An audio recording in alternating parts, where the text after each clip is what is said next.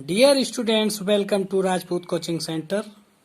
Start now lesson 8 class 11th 12th physics page number 146 and date 7 October 2020.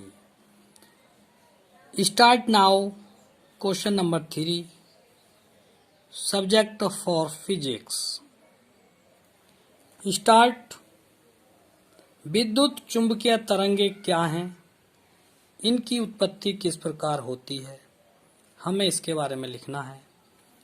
Heading डालेंगे विद्युत चुंबकीय तरंगे। देखिए, जब किसी वैद्युत परिपथ में विद्युत धारा बहुत अधिक आवृत्ति से बदलती है तो परिपथ में ऊर्जा तरंगों के रूप में चारों ओर प्रसारित होने लगती है।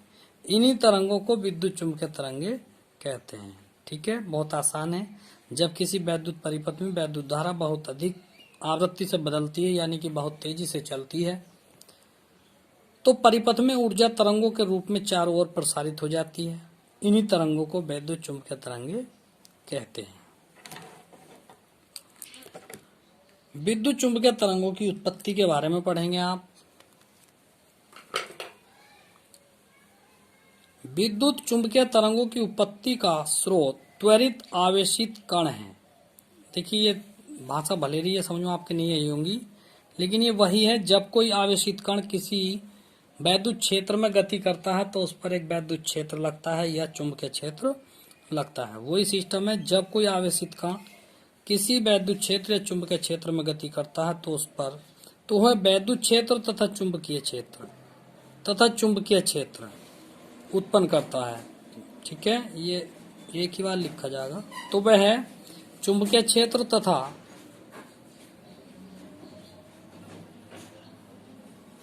वह दोनों जगह चुंबकीय आ गया, तो वह वैद्युत है। ये तो वह वैद्युत क्षेत्र तथा चुंबकीय क्षेत्र उत्पन्न करता है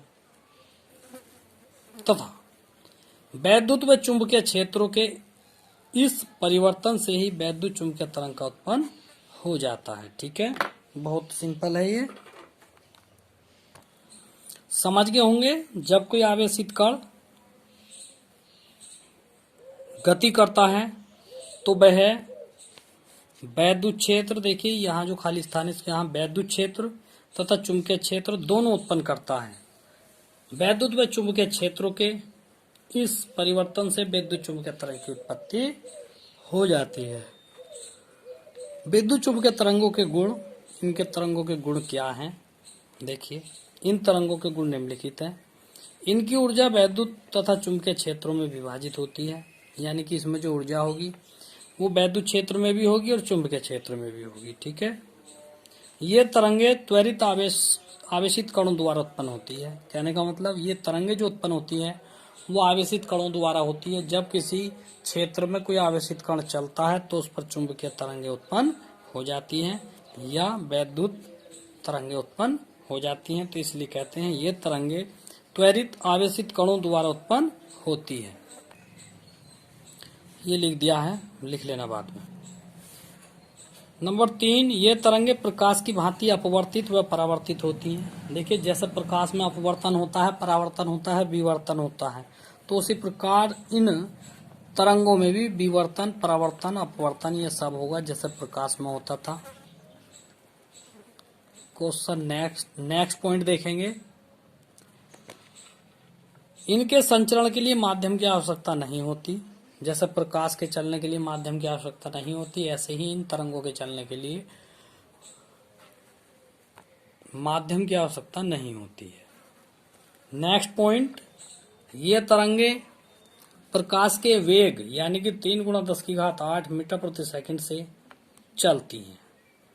इन तरंगों के वैद्युत तथा चुंबकीय क्षेत्रों का अनुपात प्रकाश के वेग के बराबर होता है, अर्थात E/B। ये वैद्युत क्षेत्र, ये चुंबकीय क्षेत्र, इन दोनों का अनुपात प्रकाश के वेग के बराबर होता है। और प्रकाश का वेग कितना होता है? 3 × 10⁸ मीटर प्रति सेकंड होता है प्रकाश का वेग। 7वां पॉइंट है, वैद्युत तथा चुंबकीय क्षेत्र समय के साथ साथ समान कला में कंपन करते हैं। यानी कि आगे पीछे भी नहीं करते, इनकी कला जो है वो समान होती है। इनका वैद्युत ऊर्जा घनत्व, ये वैद्युत लिखा हुआ है, इनका वैद्युत ऊर्जा घनत्व यूई इतना होता है तथा इनका चुंबकीय ऊर्जा घनत्व यूएम हाफ बी स्क्वायर बटे म्यू 0 होता है। नेक्स्ट पेज लगाएंगे। क्वेश्चन है आपका, विद्युत चुंबकीय स्पेक्ट्रम में निहित परावैंगनी तथा अवरक्त विकर्णों से क्या तात्पर्य है, इनके गुणों का उल्लेख कीजिए। तो देखिए विद्युत चुंबकीय स्पेक्ट्रम क्या है ये समझिए। पहले आप ये जानिए कि जब कोई प्रकाश किसी प्रिज्म से गुजरता है तो वह अपने विभिन्न रंगों में विभक्त हो जाता है और विभक्त होकर एक क्रम के रूप में वो जो है आगे बढ़ता है।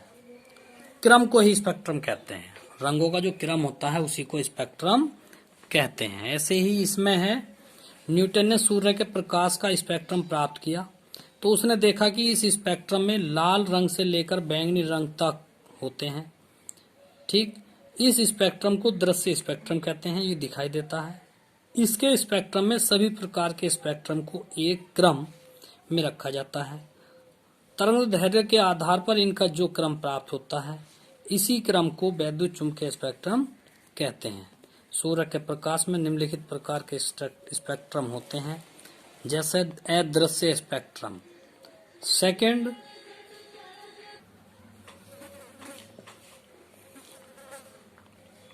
परावैंगनी विकिरण देखेंगे अब इनके।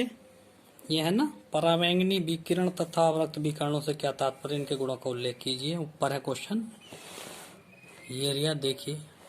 तो परावैंगनी विकिरण डालना हमने, तो ये है बैंगनी रंग से नीचे छोटी तरंगदैर्घ्य वाले भाग को परावैंगनी स्पेक्ट्रम कहते हैं। इसका परास 3 × 10⁻16 से 1 × 10⁻16 हर्ट्ज तक होता है। इसकी तरंगदैर्घ्य का परास 1 × 10⁻−8 मीटर से 4 × 10⁻−8 मीटर तक होता है। इसका उपयोग नकली दस्तावेजों तथा खाने की वस्तुओं को संरक्षण में किया जाता है।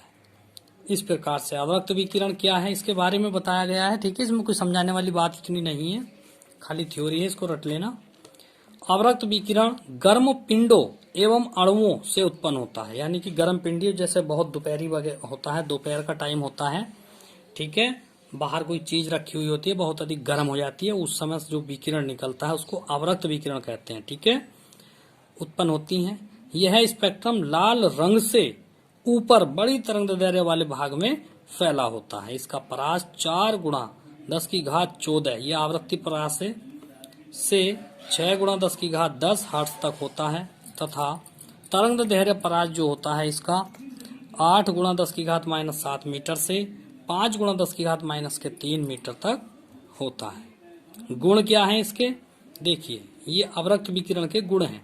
उसमें प्रभाव में इसका प्रयोग किया जाता है, परावर्तन में किया जाता है, अपवर्तन में इसका प्रयोग किया जाता है, विवर्तन में प्रयोग किया जाता है, फोटोग्राफिक क्रिया में भी इसका प्रयोग किया जाता है। देखिए नीचे छूट गया था, परावैंगनी विकिरण के गुण, इसका प्रयोग कहाँ होता है, प्रकाश वैद्युत प्रभाव उत्पन्न करने में इसका प्रयोग किया जाता है। नेक्स्ट पेज लगाएंगे। देखिए ये पार्ट आपका समाप्त हो चुका है, लास्ट पार्ट था ये आपकी पहली किताब का, यानी कि फिजिक्स भाग 1 का ये लास्ट पार्ट था, ये खत्म हो चुका है। अब ये महत्वपूर्ण सूत्र हैं, ये देखिए, ये विस्थापन धारा का सूत्र है, ε0 d∅e/dt। प्रकाश की चाल 3 × 10⁸ मीटर प्रति सेकंड होती है।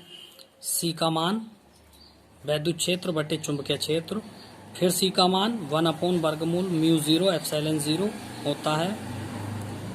और देखिए यदि प्रकाश की आवृत्ति न्यू, चाल सी तथा तरंगदैर्घ्य लैम्डा हो तो सी बराबर न्यू लैम्डा, या न्यू बराबर सी बटे लैम्डा, या लैम्डा बराबर सी बटे न्यू, ये सूत्र होता है।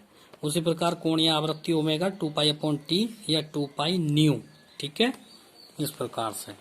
और देखेंगे बहुत मोस्ट है ये वाला चीज, ये चीज मोस्ट है। यदि समतल विद्युत चुंबकीय तरंग एक्स अक्ष के अनुदिश गति कर रही हो तथा वैद्युत क्षेत्र वाई अक्ष के अनुदिश गति कर रही हो तथा चुंबकीय क्षेत्र जेड अक्ष के अनुदिश हो, कहने का मतलब 3 अक्ष होती हैं, एक ऐसे एक ऐसे एक ऐसे। तो ये वाली जो है ये एक्स अक्ष है, ये वाई अक्ष है और ये जेड एक्स है, ठीक है ना। ये आई होता है, ये जे होता है, और ये आई, ये जे और ये के होता है, ठीक है, इस प्रकार से। तब वैद्युत क्षेत्र ई बराबर होगा ई वाई जे, ये है ना वैद्युत क्षेत्र ई।